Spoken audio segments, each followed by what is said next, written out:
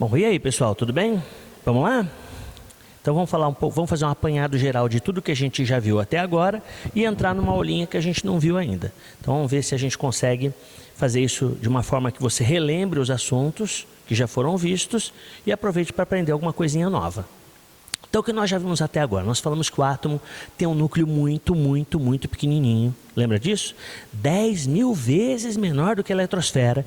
E girando em volta desse núcleo, né, numa região que a gente chama de eletrosfera, existem os elétrons. Dentro do núcleo nós falamos que moravam dois tipos de partícula, o próton e o nêutron. Próton que tem carga elétrica positiva. E girando em volta desse núcleo, nessa região que a gente chama de eletrosfera, a gente tem os elétrons de carga elétrica negativa. Lembrou, pessoas? Maravilha, né? A gente falou que o nêutron tinha carga elétrica neutra, certo? Beleza. O átomo, do jeito que está lá na tabela periódica, ele está no seu estado fundamental. O que quer dizer isso mesmo? Quer dizer que o número de prótons e o número de elétrons são iguais. O número de cargas positivas é igualzinho ao número de cargas negativas. Beleza? Então, o número de prótons, cargas positivas, igual ao número de elétrons. Átomo tem massa? Lógico que tem, pessoal, né? Tudo que existe, ocupa lugar no espaço, tem massa. É lógico que a massa do átomo é muito pequenininha, né? Então, o átomo tem a massa, e a massa desse átomo, basta somar o número de prótons com o número de nêutrons. Professor, mas e o elétron? Então, vem comigo, ó. Um próton tem aproximadamente a mesma massa que um nêutron, né? Uma unidade. Beleza? Agora, o elétron tem uma massa muito pequenininha, pessoas. Para você ter uma ideia de como a massa do elétron é pequena, a gente falou há um tempo atrás que a gente precisava juntar 1.840 elétrons para ter a mesma massa que um próton. Então, o que a gente faz? Como não existe nenhum elemento químico que tenha 1.840 elétrons, a gente fala que a massa do elétron é desprezível. E a gente faz a conta da massa só somando o número de prótons com o número de nêutrons. Belezinha? Então, a massa do sódio é 23. O número atômico do sódio é 11. Viu aqui, ó? Prótons. Tudo bem? Eu estou falando aqui número atômico. Na verdade, esse numerinho de baixo é o número de prótons, mas que recebeu o apelidinho de número atômico. Beleza? Então, eu falo que a massa de um átomo é a soma do número atômico, que é o número do quê, pessoas? Número de prótons com o número de nêutrons. Belezinha? Então, se eu fosse olhar essa representação é o sódio, a massa dele é 23, o número atômico é 11, o número de cima geralmente é o número de massa, o número de baixo geralmente é o número atômico, tá? Não é uma obrigação, mas é uma convenção, tá? Então, para você não fazer meleca no dia do vestibular, lembrar que o maior é a massa e o menor é o número atômico, independente de onde eles estejam. Beleza? Então, vem comigo aqui, ó. 11 prótons, 11 elétrons. Né? Ó, o número atômico é 11, o número de prótons é igual ao número de elétrons, 11 prótons, 11 elétrons. Quantos nêutrons ele tem? 12. 12 nêutrons. Por que, professor? Porque eu joguei aqui, ó, 23 menos 11. Eu joguei o Z para o lado de lá, ó, ele passou subtraindo. Então, 23 tira 11, 12. Sucinha, pessoas? Isso aqui a gente já tinha visto. Então, vamos ver o que a gente não viu ainda. Íons. O que a gente falou sobre íons? Nada. Vamos falar agora. Então, vem comigo aqui, ó. Qual é a diferença do estado fundamental para o íon? É justamente o contrário, pessoal. O estado fundamental, o número de prótons não era idêntico ao número de elétrons. Então, agora um íon, o número de prótons tem que ser diferente do número de elétrons. Mas, professor, como é que o número de prótons pode ser diferente do número de elétrons? Simples. Esse átomo deve ter doado elétrons para alguém ou recebido elétrons de alguém. Toda vez que isso acontece, a gente chama esse cara de íon. Sucinha, pessoas? Esse íon pode perder elétrons ou ganhar elétrons. Se ele perde elétrons, a gente chama ele de cátion. E ele vai ficar positivo. Por que positivo? Porque ele jogou cargas negativas fora, vai ficar carregado positivamente. E a gente chama de ânion aquele cara que recebe elétrons de alguém. É lógico que se ele receber elétron é carga negativa, ele vai ficar carregado negativamente. Dá para perceber que o cara é um íon? Dá, pessoal. Por exemplo, aqui, ó, o sódio é um átomo neutro. Como é que você sabe, professor? Porque não tem nem sinalzinho de mais, nem sinalzinho de menos em cima dele. Essa que é a sacada, pessoas. Ó, então, como é que eu sei que este daqui é um íon? Porque eu estou vendo aqui um sinalzinho de mais. Esse sinalzinho de mais indica que ele é um íon, que ele é um cátion e que ele ficou positivo porque ele perdeu elétrons. Então, é fácil verificar. Basta que tenha ou sinalzinho de mais ou sinalzinho de menos, que o cara vai ser um íon. Então, acompanha aqui, ó. Qual o número atômico do sódio? 11. Então, quantos prótons tem o sódio? 11. Ele não ganha prótons, ele não perde prótons. É o número atômico dele, esse não muda. Ah, professor, mas ele é mais um. O que significa esse sinalzinho de mais? Perde. E perde esse número que está do lado dele. Quer dizer, então, que ele tinha 11 prótons, mas só vai ter 10 elétrons, porque ele perdeu 1. E nêutrons, professor? Nêutrons é igual, pessoal. A gente não falou que a massa do elétron é desprezível? Então, se eu fizer a massa menos o número atômico, eu vou ter o quê? Eu vou ter o número de nêutrons. Então, 23 menos 11, 12. Viu que não mudou em relação ao átomo eletricamente neutro? Professor, e se for um ânion? Vem comigo, ó. O que quer dizer um ânion? Quer dizer que ele é negativo. Pode ver, ó, o cloro tem um sinalzinho de menos.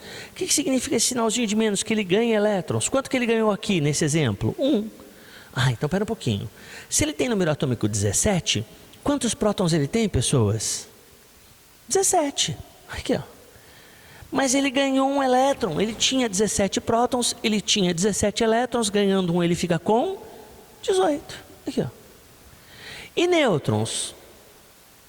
Massa menos número atômico. 35 tira 17, 18. Sussa, pessoas. Vem comigo, ó. Coincidências numéricas, isótopos, isóbaros, isótonos. O que são átomos isótopos?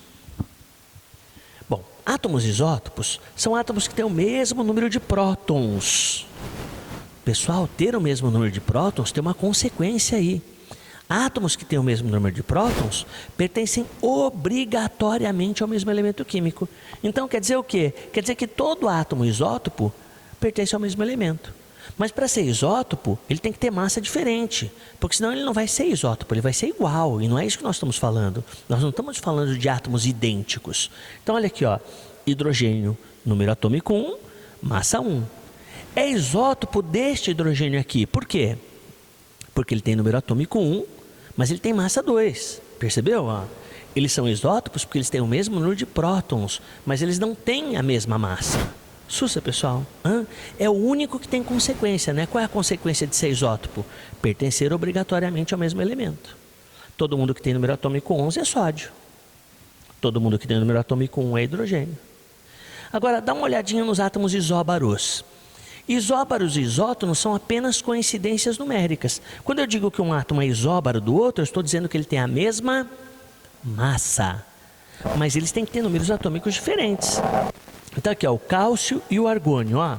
Número atômico do cálcio, 20. Número atômico do argônio, 18. Eles não pertencem ao mesmo elemento, não é? Eles não têm o mesmo número atômico, mas eles têm a mesma massa, ó. Então é apenas uma coincidência. Eles são isóbaros. Isso implica em alguma coisa? Não. É uma coincidência numérica. Átomos isótonos. Átomos que têm o mesmo número de nêutrons. Perfeito, professor. Então tem que ter igual a N e diferente Z. Senão eles vão ser iguais, né? Então eles não pertencem também ao mesmo elemento químico. Esse é um pouquinho mais difícil de enxergar. Por quê, professor? Acompanha comigo, ó. Eu tenho massa 3. Eu tenho número atômico 1. 3 tira 1, 2. Eu tenho massa 4 e número atômico 2. 4 tira 2, 2. Mas olhando para eles, antes de eu fazer a conta, eu tinha a impressão que eles não tinham nada em comum. Não é essa a impressão que dava? Pode perceber, ó. Antes de eu fazer a conta, massa 3, número atômico 1, massa 4, número atômico 2. Parecia que eles não eram nada. Então, tem que tomar cuidado, né, com os átomos isótonos, porque dá a impressão deles não terem nada em comum. Sucinha, pessoas? Então, prestar bastante atenção. Essa aulinha é uma aula que tivemos a introdução de um conteúdo novo, mas aproveitamos para fazer uma revisão geral, já que ficamos um tempinho sem se ver. Você vai lembrar dessa matéria, vai poder fazer os exercícios de casa, né? Vai aproveitar essa aulinha não só para fazer a aula de os exercícios de isótopos, isóbaros e isótonos, mas para fazer aqueles exercícios que você não conseguiu fazer de repente, porque não lembrava dos conteúdos anteriores, beleza? Então é isso aí. pega firme aí nos estudos e até a próxima. E aí, pessoal, vamos fazer uns exercicinhos então? Então preste atenção aqui em mim, ó. O primeiro exercicinho, ele fala assim, ó, é um exercício de massa molar média. Como assim, professor, massa molar média? Bom, pensa bem. Como é que a gente falou que calculava a massa de um átomo há umas aulas atrás? A massa do átomo é a soma do número de prótons com o número de nêutrons. Confere? Tenho certeza que sim, né?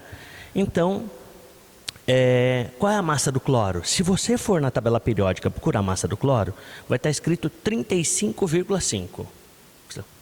Caramba, 35,5? Mas não existe meio próton e não existe meio nêutron. Como é que a massa de um átomo pode ser 35,5? Boa pergunta, cara. Como é que pode ser 35,5? Não pode. Então, o que é aquela massa que está lá em cima do cloro? Na verdade, é uma massa molar média, né? Há um tempo atrás, a gente falou de isótopos, isóbaros e isótonos. Então, o que seriam átomos isótopos? Átomos que têm o mesmo número de prótons, mas que têm massas diferentes. Então, o que os químicos fizeram? Pegaram a massa molar média, não é uma média comum, não é só somar e dividir por 2, é uma média ponderada, que leva em consideração a quantidade que tem de cada um desses caras na natureza. E aí fizeram uma média, uma massa molar média. E agora eu vou mostrar para você como é que é. Ó. Então ele fala que na natureza, de cada 5 átomos de boro, 1 tem massa 10 e 4 tem massa 11. Então qual seria a massa molar média? Você concorda que tem muitos mais átomos com massa 11 do que com massa 10? Então você concorda também que a massa molar média desse cara vai ficar mais próxima do número 11 do que do número 10? Não é só somar e dividir por 2, não é 10,5. Então vem aqui comigo. Eu vou levar em consideração agora a quantidade que tem de cada um. Então eu tenho o quê? Eu tenho para cada um átomo que vale 10, eu tenho 4 átomos que valem 11. Então os 5 átomos juntos vão valer quanto? 54. Então agora eu vou fazer a divisão. Beleza? Eu vou dividir por 5 para saber qual é a massa molar média. Se eu dividir 54 por 5, a resposta vai ser 10,8. Deu para entender a massa molar média, pessoal? Depois eu vou dar um exemplo de como a gente descobriu a massa do cloro usando porcentagens. Porque aqui ele não me deu a porcentagem. Ele poderia ter dado, ele poderia falar o quê?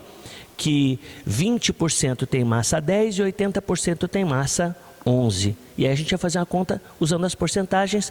Depois eu dou um exemplozinho para você. Belezinha? Então vamos fazer o próximo exercício. Ó. O próximo exercício é mais complicado. Por que o próximo exercício é mais complicado? Porque ele fala que tem 3 átomos A, B e C. Tudo bem?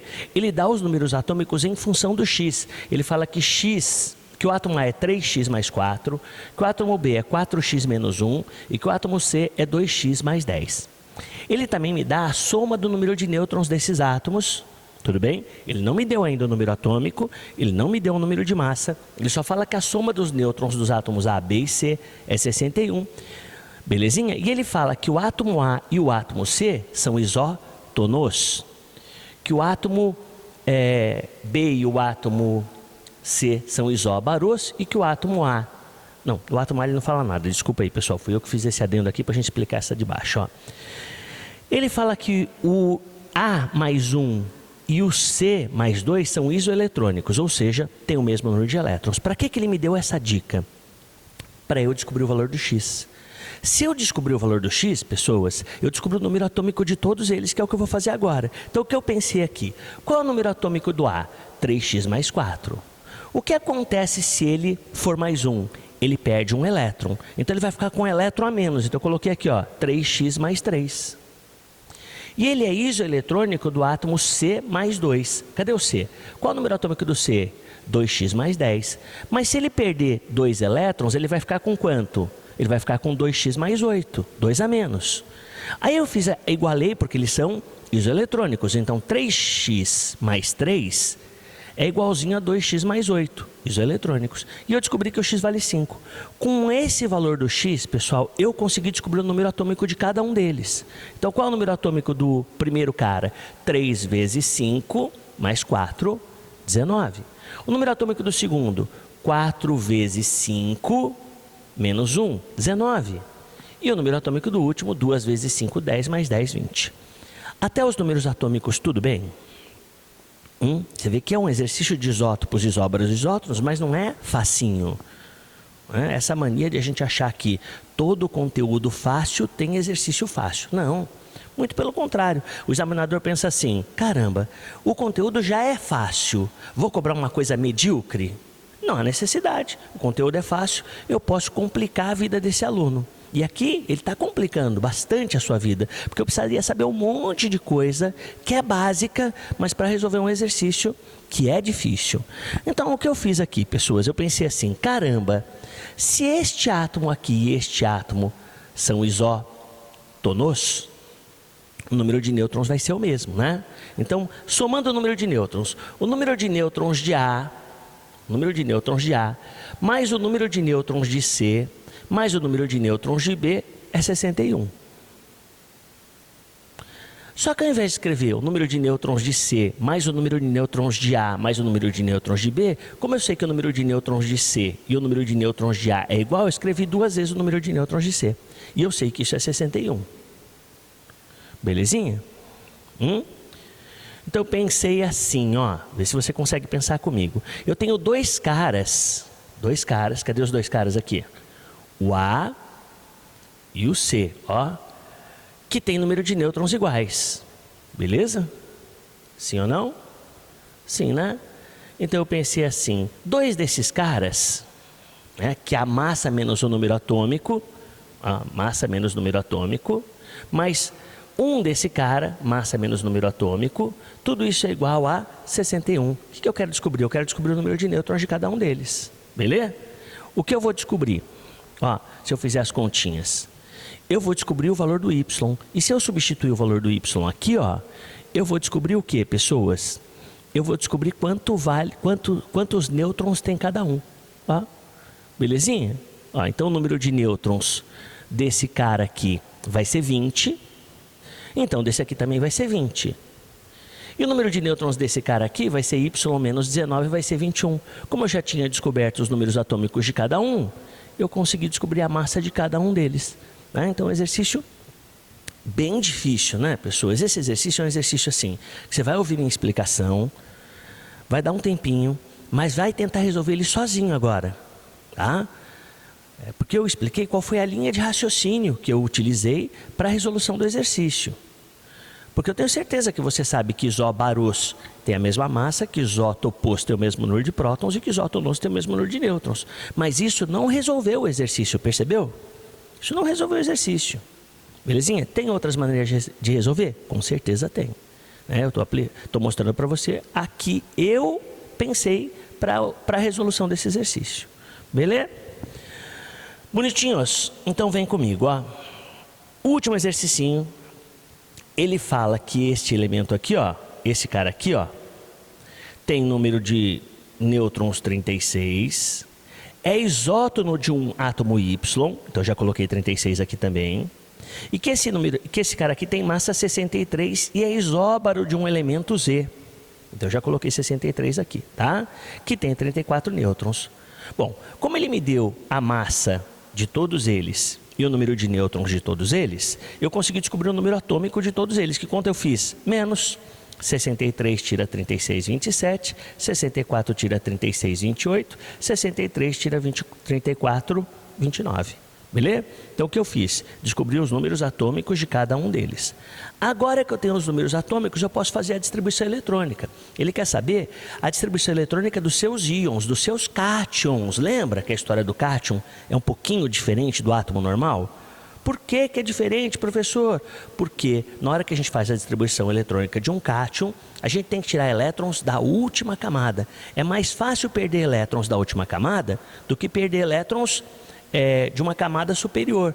A última camada está mais afastada do núcleo. Quanto mais afastado o elétron está do núcleo, menor é essa atração núcleo, né, próton-elétron. Por isso é mais fácil perder esse elétron. Belezinha? Então o que eu fiz? Eu fiz a distribuição do 27, porque eu pensei assim comigo, se eu fizer a distribuição do 27, a do 28 e a do 29 vai ser mais fácil, porque eu sei que só tem um elétron a mais cada um. Se eu fizer a distribuição de 27, ó, diagrama de Linus-Pauling, 1s2, 2s2, 2p6, 3s2, 3p6, 4s2, aqui dá 20, ó, pessoas, 3d7, 27. Só que ele perde 2, ó, porque ele quer saber a distribuição do x mais 2, do y mais 2 e do z mais 2. Se ele perder 2, pessoas, ele vai perder da última camada, ó. Então ele não vai ter esta camada aqui. Então a distribuição dele vai ficar isso aqui que eu coloquei entre esse colchete aqui, 3d7. Só que isso aqui, pessoas, ó, olha como o cara é vagaba. Isso aí é a distribuição do argônio. Então, em vez de ele escrever todas as distribuições, tudo de novo, ele escreveu assim: além da distribuição do argônio, que é o quê? 1s2, 2s2, 2p6, 3s2, 3p6. Além disso, ele tem o 3d7. Ô professor, mas e se ele fosse número atômico 28? Aí, ao invés da distribuição parar no 3d7, ele iria até o 3d8. Mas ele perderia 2 do mesmo jeito. Então, o que sobraria aqui? A distribuição do argônio mais 3d8. E se você fizer a distribuição de 29, como é que ficaria? Ficaria 4s2, 3d9. E se ele perder 2, ele vai perder da última camada igualzinho. E o que vai sobrar aqui? Além da distribuição do argônio, 3d9. Deu para entender, pessoas? Então, quais são as distribuições eletrônicas? Argônio 3d7, argônio 3d8, argônio 3d9. Tá? Então, desses exercícios todos que nós fizemos, qual é o mais chatinho? Qual é o mais difícil? O mais difícil é lógico que é esse aqui, né? Tem alguns parecidos com esse lá nas suas tarefas para você fazer, que você vai ter que pensar. Não adianta só decorar que em cima fica a massa, aqui embaixo fica o número atômico e que subtraindo é o número de nêutrons. São exercícios que você vai ter que usar o seu raciocínio para poder resolver os exercícios. A grande maioria deles, a sacada é você juntar, né, os átomos que são ou isótonos, ou isóbaros, ou isótopos, para você ficar apenas com uma incógnita. Tá? Essa é a sacada. A grande maioria é assim. Então, é isso aí. Tenta fazer os exercícios aí em casa. Boa sorte aí para vocês. Até mais.